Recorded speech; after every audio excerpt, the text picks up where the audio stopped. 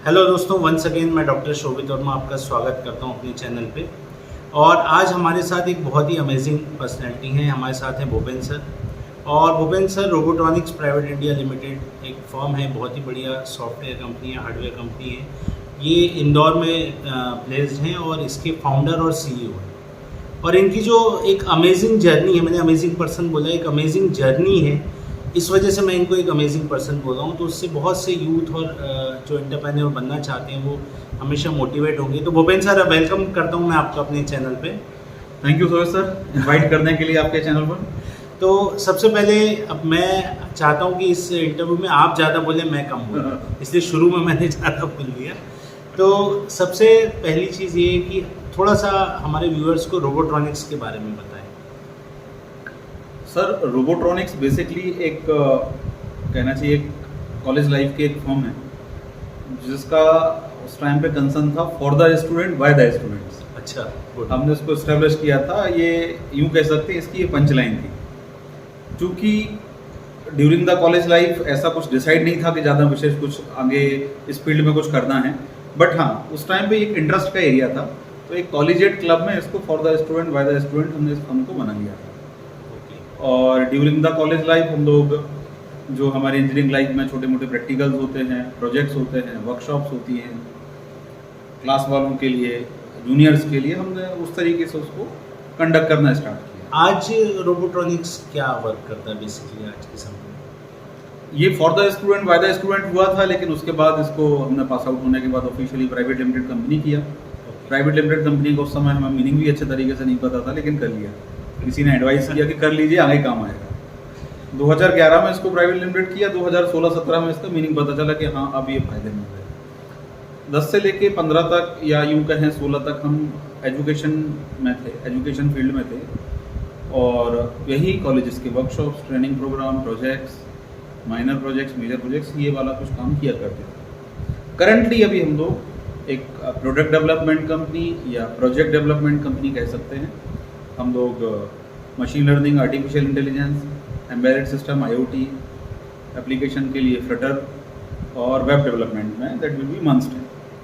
तो इन सारे जो टेक्निकल एरिया हैं इसमें हम लोग प्रोजेक्ट्स पर काम करते हैं। कुल मिला के सब लेटेस्ट टेक्नोलॉजी पे आप काम कर रहे हैं। हाँ। तो अभी आपने बताया कि आपका as a student journey start हुई। तो जितना मैं समझता हूँ एज ए स्टूडेंट हम रहते हैं तो हमारी जेब थोड़ी खाली रहती है, पेरेंट्स से पैसे ले लेके हम काम करते हैं। तो थोड़ा सा अपनी जर्नी के बारे में बताइए, फिर आपने कैसे ये एंटरप्रेन्योरशिप का सफ़र चालू किया और इस सफलता के मुकाम पर पहुँचे। देखिए सर, कुछ स्टूडेंट लाइफ में ऐसा हमारे पास कोई फंड तो होता नहीं है कि जो हम उसको कहीं किसी के पास नहीं होता, किसी के पास नहीं होता लगा कि हम वो फंड लेके कोई मतलब कोई खर्चे वाला काम करें। तो जो हम ये काम करते थे during the week, like project बनाना या फिर वर्कशॉप लेना, ड्यूरिंग द स्टूडेंट लाइफ हमने काफ़ी वर्कशॉप ली हैं।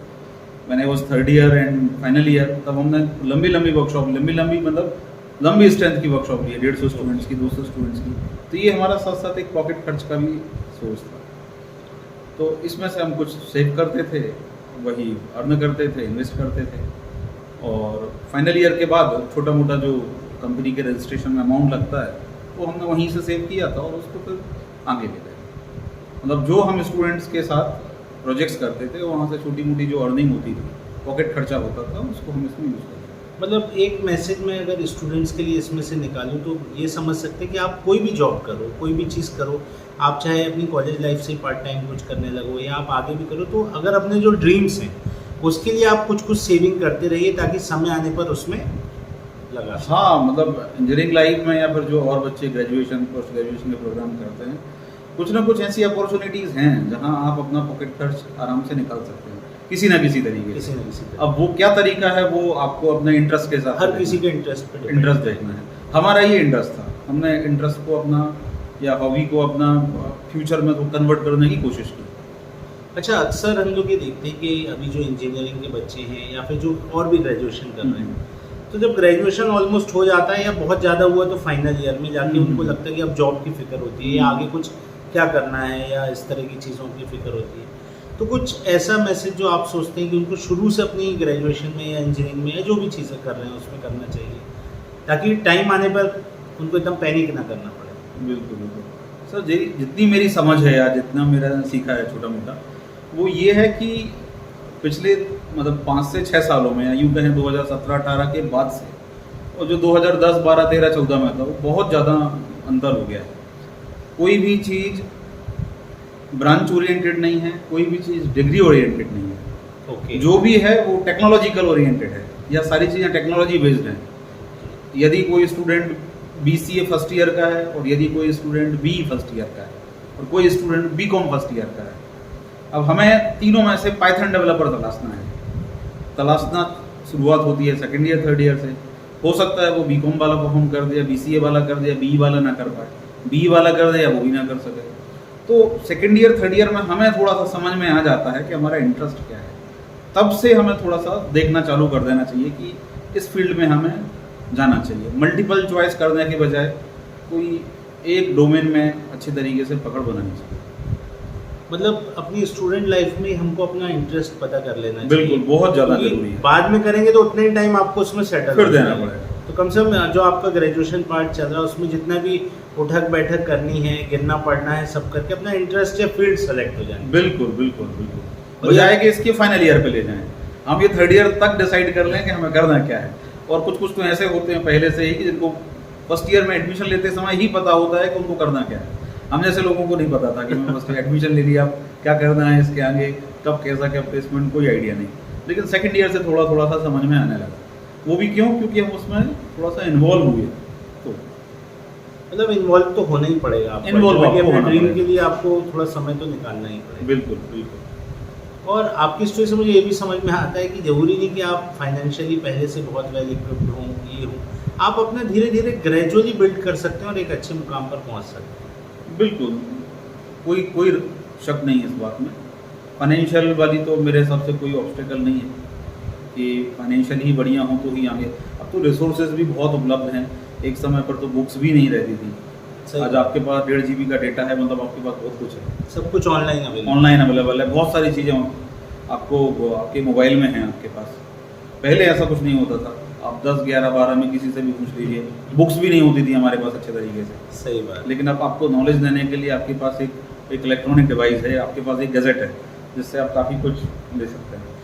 अच्छा, अभी आपने बताया कि चाहे वो इंजीनियरिंग का बच्चा हो, BCom का बच्चा हो, या इस तरह से कोई भी दूसरे कोर्सेज का बच्चा हो, और अगर उसको सॉफ्टवेयर फील्ड में जाना है तो कुछ कोर्सेज आप अगर ऐसे कुछ सजेस्ट करें जो वो कर सके और थोड़ा सॉफ्टवेयर फील्ड में अच्छे, या क्या टेक्नोलॉजी पे काम करना अभी लेटेस्ट में ज़्यादा बेटर है? देखिए सर, अभी जैसे आपको बताया कि चाहे वो इलेक्ट्रॉनिक्स वाला हो, कंप्यूटर साइंस वाला हो, IT वाला हो, मैकेनिकल वाला हो, अब किसी का इंटरेस्ट यदि बनता है कि उसका इंटरेस्ट वेब डेवलपमेंट में है, उसको ये पता होना चाहिए वेब डेवलपमेंट क्या है। किसी का इंटरेस्ट एप्लीकेशन डेवलपमेंट में है, किसी का इंटरेस्ट इलेक्ट्रॉनिक्स डिवाइस को डेवलप करने में है, तो वो अपना इंटरेस्ट उस हिसाब से मोड़ सकता है। अच्छा। रही बात कोर्स और प्रोग्राम वगैरह के लेके कि हमें प्रोग्रामिंग लैंग्वेज सीखना है या कुछ इस तरीके से करना है, बच्चे को आजकल 11वीं 12वीं में ही पता होता है कि प्रोग्रामिंग लैंग्वेज क्या है, जो कि हमें नहीं पता था। सही बात। मतलब मध्य प्रदेश बोर्ड में ऐसी कोई चीज़ें उस समय शायद नहीं हुआ करती थी कि जैसे अभी जो नई शिक्षा नीति में चीज़ें आई हैं कि 11वीं 12वीं वाले बच्चे को ये तो पता रहता कि AI क्या है, पाइथन क्या है, C क्या है। सही बात। तो वो बहुत अर्ली स्टेज में भारत सरकार ने कुछ चीज़ें चेंज की हैं जिसमें बच्चा पता कर सकता है कि अपना इंटरेस्ट किस तरफ जा रहा है। अब यदि उसका प्रोग्रामिंग तरफ जा रहा है तो वो पाइथन, जैसे उसको 11वीं 12वीं में इंटरेस्ट आया तो आगे वो अपना स्कोप बना सकता है। इवन हमने कुछ ऐसे भी स्टूडेंट्स देखे हैं कि जिन्होंने 11वीं में पाइथन का इंटरेस्ट ले लिया, टेस्ट ले लिया, तो वो आगे अब फ्यूचर AI तरफ अपना ले जाना चाह रहे हैं, तो अभी से अपनी तैयारी कर रहे हैं। उन्होंने ये डिसाइड नहीं किया है कि उनको BE करना है या इंजीनियरिंग करना है, जो एक पहले ट्रेंड हुआ करता था। हाँ, उन्होंने ये जरूर डिसाइड कर लिया है कि आगे आने वाले समय में हमें machine learning, artificial intelligence, data science इस फील्ड में काम करना है। अब ये फील्ड हमें कैसे मिलती है? इंजीनियरिंग के थ्रू। ये फील्ड हमें कैसे मिलती है? कोई BCA वाला ग्रेजुएशन करने के थ्रू, वो जैसे भी हो हम कर लेंगे। मतलब कुल मिला के आपको अपना फाइनल लक्ष्य पता होना चाहिए कि हमें ये करना है। उसके लिए पाथ कोई भी हो, आप कोई भी रास्ते से चलें, और अपने को फाइनल लक्ष्य पता होना चाहिए। बिल्कुल बिल्कुल, बहुत अच्छी बात आपने बताई। और आप अपने रोबोट्रॉनिक्स फर्म को लेके, IT सेक्टर को लेके, क्योंकि आप IT वाले हैं तो इसलिए मैं पूछ रहा हूँ कि आगे क्या फ्यूचर देखते हैं इंडिया का इस फील्ड में? इंडिया बिल्कुल चाहे इलेक्ट्रॉनिक्स डेवलपमेंट्स में कहें, चाहे सॉफ्टवेयर डेवलपमेंट में कहें, काफ़ी अच्छा ग्रोथ कर रहा है, काफ़ी बढ़िया काम कर रहा है। नए यंगस्टर्स के लिए अच्छे मैसेजेस जा रहे हैं। गवर्नमेंट्स भी काफ़ी कंपनी उसको प्रमोट कर रही है। हमें खुद मतलब जिस प्लेस में हैं वहाँ पे भी हमें औद्योगिक विभाग बोलता है कि लाइक आप जो नए एंटरप्रेन्योर्स हैं या फिर नए जो स्टार्टअप्स हैं उनको सपोर्ट करें या फिर उनके मेंटोर बने। इवन मैं आपको बताना चाहता हूँ, हमारे यहाँ मध्य प्रदेश औद्योगिक MPID जिसको बोलते हैं, Madhya Pradesh industrial development corporation, उस कैंपस में एक इंक्यूबेशन सेंटर है जहाँ पे लोग स्टार्टअप आते हैं, स्टार्टअप के लिए सीट्स लेते हैं कि हमारा ये आइडिया है और हमें कुछ चालू करना है। उस कमेटी में का एक सदस्य मैं हूँ। ओके। जब कोई बंदा अपना स्टार्टअप के लिए 2 सीट्स 3 सीट्स लेके आता है जो मध्य प्रदेश सरकार प्रोवाइड करती है, तो हमें उनके साथ एक इंटरेक्शन करना पड़ता है। हो सकता है वो जस्ट ग्रेजुएट बंदा हो या फिर ग्रेजुएशन कर रहा हो, तो हमारा जो एक्सपीरियंस रहा है हम उसके साथ लिटिल बिट शेयर करते हैं और उसकी कुछ क्वरीज वगैरह रहते हैं तो हम वो भी सॉल्व करते हैं। मतलब सरकार इस क्षेत्र में बहुत काम कर रही है। आपको थोड़ा सा दायरे से निकल के आउट ऑफ द बॉक्स सोचना पड़ेगा। मतलब बिल्कुल सही बोला आपने। ये आपने बहुत अच्छी इन्फॉर्मेशन शेयर की। लास्ट में भूपेंद्र सर, हमारे बहुत से यंगस्टर्स भी इसको देखेंगे, इस जो पॉडकास्ट में इंटरव्यू को, तो एक यंगस्टर्स के लिए कोई मैसेज आप देना चाहते हो उनको लाइफ में आगे ग्रो करने के लिए? तो देखिए, हमारे भारत का भविष्य जो है, जब हम भी यंग थे तब भी ये बोला जाता है कि युवाओं से है। आज हम दूसरी एज में आ गए हैं, 35 वाली लाइन में है, तो ये अभी भी यंग है, अभी भी हम यंग हैं। तो यदि कोई 20-22 साल 23 साल 24 साल का बच्चा है जिसको हम ओवर यंग भी बोल सकते हैं, तो हमारा फ्यूचर यही है। तो ये अपना समय जो है सही चीज़ों में है। जैसे आजकल ये बोला गया है कि मोबाइल गैजेट्स में टाइम हम ज़्यादा देते हैं या सोशल नेटवर्क पर हम टाइम ज़्यादा देते हैं, तो उस पर थोड़ा सा टाइम हम लोग कम स्पेंड करके, और यदि आप टेक्नोलॉजिकल आगे बढ़ रहे हैं तो टेक्नोलॉजी पे दें। अब कोई यदि यूट्यूब के थ्रू अपना काम आगे चला रहा है, लाइक अपना फ्लुएंसर टाइप का कुछ अपना काम करना चाह रहा है, तो वो उस तरीके की टेक्नोलॉजी में सब है, लेकिन आप समय सही जगह दें। मतलब जिस फील्ड में आपका इंटरेस्ट है उस पर समय दें। सोशल नेटवर्क जितना हमारे लिए फ़ायदेमंद है उतना नुकसानदायक भी है। हम कई बार एनालिसिस करते हैं और जब टाइमलाइन देखते हैं कि हमने सोशल नेटवर्क पर कितना समय दिया, तो वो एक बड़ा एक कंज्यूमिंग पार्ट हो जाता है हमारे जीवन का। हमने दिन में 3 से 4 घंटे सोशल नेटवर्क पर दे दिए, और आउटपुट में क्या है, या फिर हमने इंस्टाग्राम पे टाइम दिया है, फेसबुक पे टाइम दिया है, ट्विटर पे टाइम दिया है, बहुत सारे कमेंट्स के वो रिप्लाई करने में समय दिया है। यंगस्टर्स अपना समय बहुत बखूबी उपयोग करें, मेरा ऐसा कहना है, जितनी मेरी समझ है उस हिसाब से। नहीं, देखिए आप फील्ड में बैठे इसलिए तो आपसे मैंने एक क्वेश्चन पूछा कि आप ज़्यादा अच्छा उस चीज़ को बता पाएंगे कि इंडस्ट्री को क्या अभी हो क्या रहा है, इंडस्ट्री को जो चाहिए और वो जो एजुकेशन इंस्टीट्यूट से पढ़ के निकल रहे हैं उसमें गैप है। और हर बार गैप आदमी क्या होता है, कॉलेज को दोष दे देता है, या कई बार वो बोलता है ये गवर्नमेंट ये नहीं करेगी।